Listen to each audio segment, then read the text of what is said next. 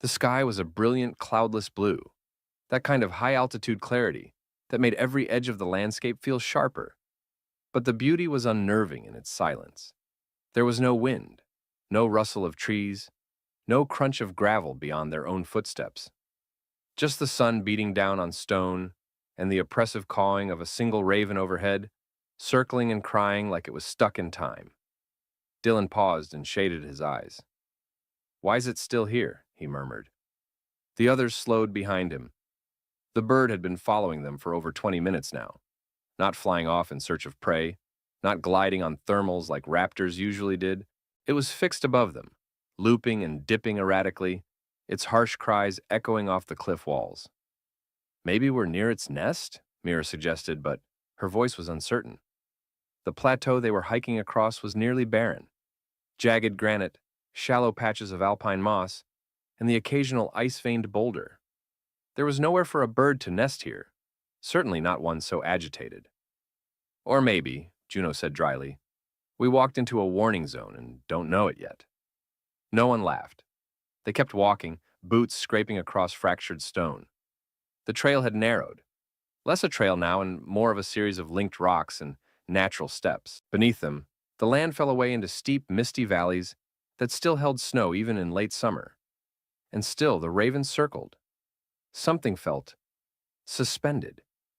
The earth beneath their feet was still, too still. The kind of unnatural stillness that you don't notice until your gut tells you it's wrong. There were no other animals, no marmots, no insects buzzing in the heat, no bird song except for that endless, frantic call from above. Mira stopped. She knelt and touched the rock with her palm. "Do you feel that?" she whispered. The others crouched. At first, nothing. But then, a hum. Faint. Low. As though the mountain was breathing through its teeth. Not shaking, not yet, but vibrating. A long, low note. Too deep to hear, but not too deep to feel in your bones. They looked at one another. That was when the raven dropped lower. Not diving. Warning. Its wings beat hard against the air, hovering with furious effort just 50 feet above their heads. Then it spun upward again, letting out a cry that no longer sounded like a bird, but like something urgent, like a siren in a language they didn't understand. Juno turned in a slow circle, scanning the ridges. "We should move," she said. "Which way?" Dylan asked. Juno didn't answer right away. She just looked up at the raven, then turned back the way they'd come. And behind them, in the direction they had been walking, a hairline crack had begun to widen. The sound didn't roar. It whispered. A faint, brittle snap underfoot, like a branch breaking somewhere deep inside the rock.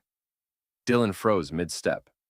Beneath the tread of his boot, a thin white line ran across the granite surface, like a thread pulled too tight. He stepped back instinctively, and the line followed, widening with a soft hiss, like air escaping from a sealed box. "Did you see that?" he gasped. Juno was already moving. "Everyone get off the rock, now! Spread your weight!" Mira didn't question her. She dropped to a low stance and started crab-stepping toward a moss-covered slab nearby, eyes locked on the widening fissure. Every inch of the rock now seemed unreliable. The safety of the trail, solid, ancient, unmoving, had become an illusion. Another sound followed, this one deeper. A groan from below, not mechanical but geological. Like the earth beneath them had woken up and stretched too far, tearing its own skin. The raven above spiraled tighter, its shadow flickering over their backs like a warning light.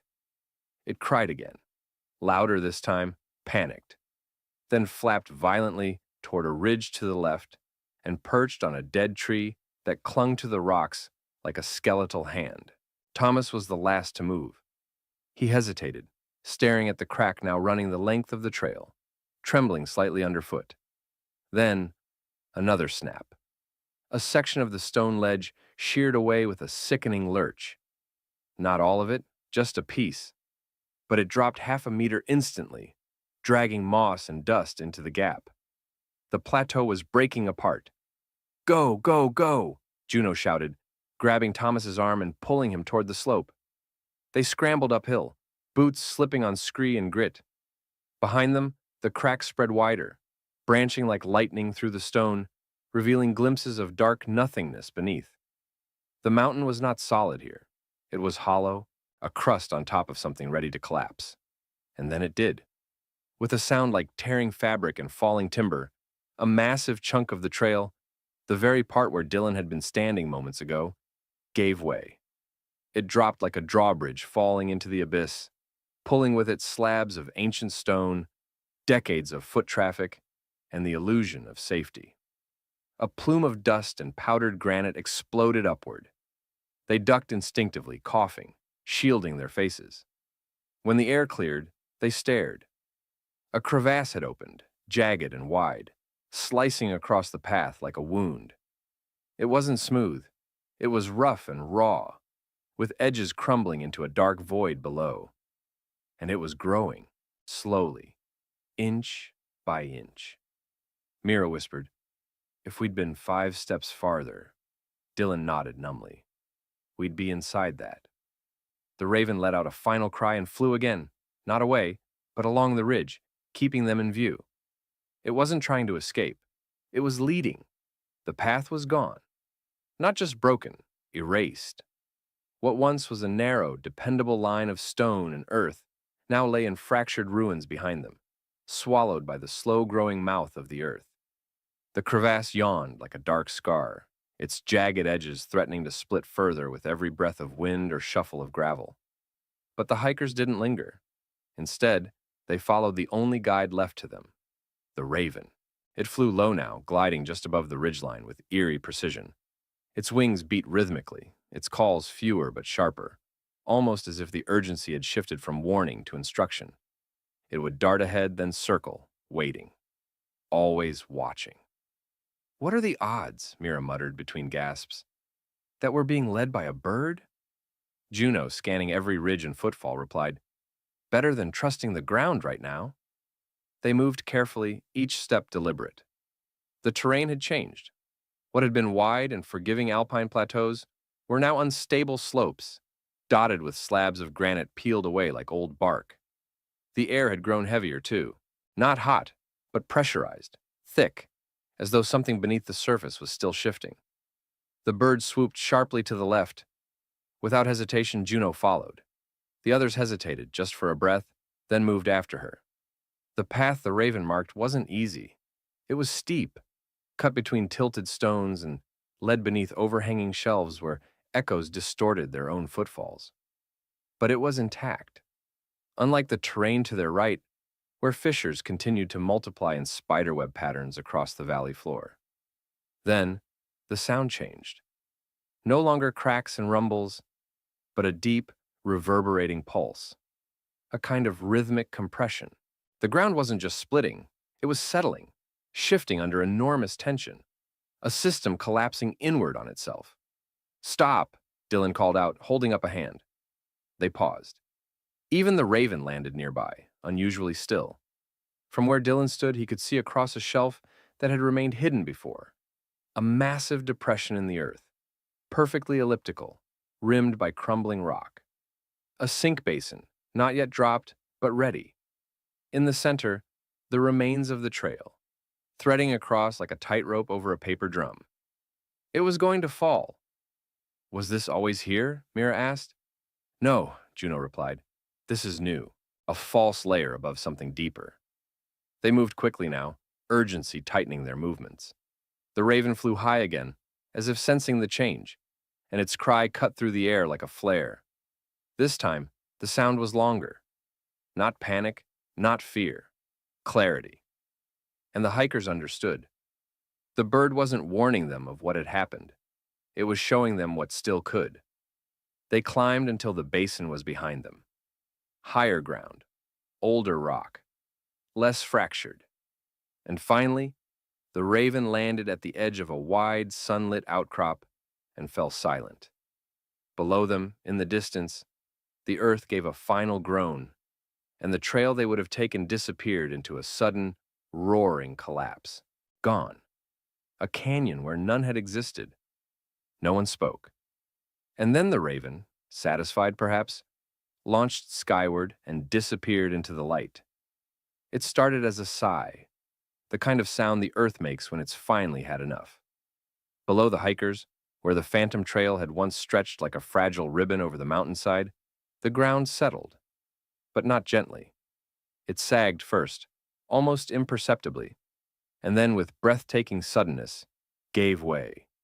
A roar, not from the sky or the wind, but from the core, erupted outward as the false shelf collapsed. Stone fractured like cracked porcelain. Dust exploded into the air in thick, blinding plumes. Entire slabs of granite fell in layers, one after another, like dominoes tipping into the unknown. The hikers stood frozen on the high ridge, eyes wide, watching the land unmake itself. Juno had seen landslides before, but not like this. This wasn't a slope giving out. This was a cavity rupturing beneath a hardened crust, as if a secret void had waited years for the weight of a single step to betray it. Had they not turned back? Had they not followed the raven? "We'd be down there," Dylan whispered. No one corrected him. He wasn't wrong. The basin where the trail once was had transformed into a raw, gaping chasm, easily 50 feet deep, lined with exposed roots and sheared stone. There was no bottom visible, just shadows and echoes. The air that rose from within it was cold, ancient, the scent of minerals and something deeper, untouched for centuries. Underground ice pocket, maybe? Mira guessed. Or an old lava tube? "Does it matter?" Juno replied softly. "It's gone now." Silence followed. Not just among the hikers, but in the valley itself. Even the raven was nowhere to be seen. As if the collapse had shaken more than stone. As if the entire mountain had paused, listening to what it had just done. Then, from somewhere behind them, the wind picked up. Not strong, just a gentle gust. Threading through the pine needles and alpine moss, it swept the dust sideways, revealing again the jagged new edges of the earth's wound. With it came the return of sound, the calls of distant birds, the rustle of leaves far below. The mountain was breathing again. The group sat on the ridge, legs dangling over a ledge they could trust, letting their bodies absorb the shock. Their hands were scraped, their throats dry, but their minds were racing. Mira looked out over the fractured valley. "Do you think the raven knew?" Thomas, silent until now, nodded once. It knew something. Maybe not the science, but the danger. "Yeah." "It knew instinct?" Dylan asked. "Maybe," Thomas said. "Or maybe the mountain just speaks a language we forgot how to hear, and the raven still remembers." They didn't try to hike down after that. The trail had taught them it was no longer theirs to walk. Instead, they followed the ridge upward, away from the wound, toward the safety of the tree line. One slow step at a time. As they walked, the land grew quieter, more familiar. The soil became springier, the rocks less fractured. The sky stretched above them in brilliant alpine blue. But somewhere far behind, in that new, silent canyon, a lesson remained. And high above, circling alone again in the light, a single black silhouette wheeled slowly through the sky, still watching, still warning. They didn't speak much as they climbed. The wind had returned, faint and cold, brushing past them like the exhale of something vast and unseen. It moved through the trees ahead, bending needles just slightly, rustling alpine grasses, filling the silence they carried like extra weight in their packs. Each of them felt it differently. For Mira, it was awe, the kind that humbled you. She kept glancing over her shoulder toward the chasm they had barely escaped. Every time she did, her stomach twisted. She'd walked that trail before, months ago, in better weather. Nothing had ever felt unstable, but now, she wondered how many times she had been a few quiet steps away from vanishing. Dylan was quiet too, but not in reflection. He was calculating, replaying every moment in his mind. Where the first crack appeared, when the vibration started, how long between the raven's circling and the collapse. His instincts were analytical, trying to understand how a bird had seen, or sensed, what their equipment hadn't. Thomas stayed in the middle, the one who usually joked or complained to break tension. Now, he walked with eyes lowered and hands in his jacket, as if trying to feel the heartbeat of the ground with his boots. He hadn't looked back once, and Juno, she was already thinking beyond the ridge. Her mind ran along topography, old maps, satellite images, historical subsidence records. None of it had shown this, but the bird had, and somehow, that truth unsettled her, more than the science ever could. They reached a rise covered in moss and sparse firs. Here, the rock changed, older, more solid, untouched by the fractures below. They paused at a natural lookout point. The view was clear. Snowcaps glimmered in the distance, and a river wove through the green far below like a vein of light. Below and behind, the new crevasse sprawled like a scar across the valley, raw, dark, and permanent. And there beyond it lay the trail they would have taken. It curved gently down, across a slope of gravel and grass, picturesque and inviting. To any outsider, it looked like the better choice. No danger, no steep climbs, just an easy descent through the heart of the valley. It was the trail they had been aiming for before the raven intervened. But now, they could see it more clearly. Long, perfect, and directly over the collapsed chamber. Not yet broken, but not safe. Mira exhaled. If we'd ignored it, Juno finished the thought. We'd have walked right into it. No warning. No time. They all stared at the unbroken part of the path. Still pristine, still beautiful, but now haunting. A mirage of safety. The raven hadn't saved them from the collapse. It had saved them from their choices. They sat for a while longer, saying little, letting the weight of it all settle in their bones. Sometimes you dodge danger by instinct. Sometimes by luck. But this had been something else. A message. And when they finally stood to continue their hike, away from the broken valley and toward higher, older ground, none of them looked back. Evening light touched the peaks with a warm, golden haze as the group descended into the forested edge of the mountain. The ridge had led them into higher ground, safer terrain, where pine trees stood tall and the air felt less brittle. Every step brought more signs of life. Squirrels darting between trunks, insects humming lazily in the undergrowth, even the distant call of another bird. But none of them had the voice of that raven. They hadn't seen it since the collapse. Not a feather, not a cry. It had vanished just as suddenly as it had appeared, like a storm that passes without touching the trees. But its absence hung heavier than its presence ever had. At the ranger station, a small log-built cabin nestled in a saddle between ridges. The hikers recounted their story. They described the cracks, the collapse, the humming earth, but when they told of the raven, how it circled them, warned them, led them, they expected skepticism. Instead, the ranger leaned back in his chair, folded his arms, and listened in still silence. When they finished, he nodded once, slowly. Then, he turned and tapped a dusty binder on a nearby shelf. "You're not the first." "What do you mean?" Juno asked. He opened the binder and showed them a map, hand-drawn, faded. On it were old trails, marked in pencil. Some were crossed out. Near one of them, circled in red, were the words, "Unstable ground, sighting, blackbird sign again." "Blackbird?" Thomas asked. "Old logging term," the ranger said. "Locals used to call them that. The ravens. Said when they circled low and stayed with you, something wasn't right. Some thought it was folklore. Others paid attention. And?" Mira asked, not sure if she wanted the answer. The ranger looked at her. "Most of the ones who ignored it aren't around to ask." Silence fell again. Outside the cabin, the wind rustled through the treetops. Dusk was falling fast, and with it came that surreal quiet of mountain twilight, when shadows lengthen and the line between story and truth gets thin.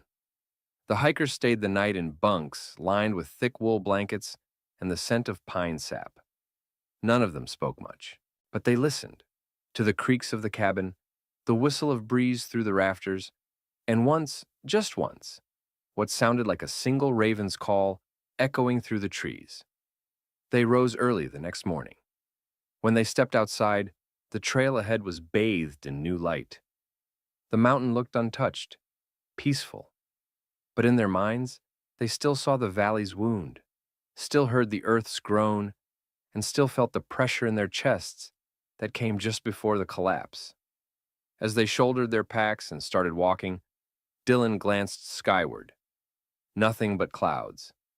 And then, a black shape, small and distant, circling once in the morning air. No cry, no panic, just presence. And then it vanished behind the ridge. Maybe it was coincidence, maybe not. But none of them would ever again hear the cry of a raven without pausing, without wondering if it was trying to say something in the only way it knew how. A voice from the sky, warning of cracks below.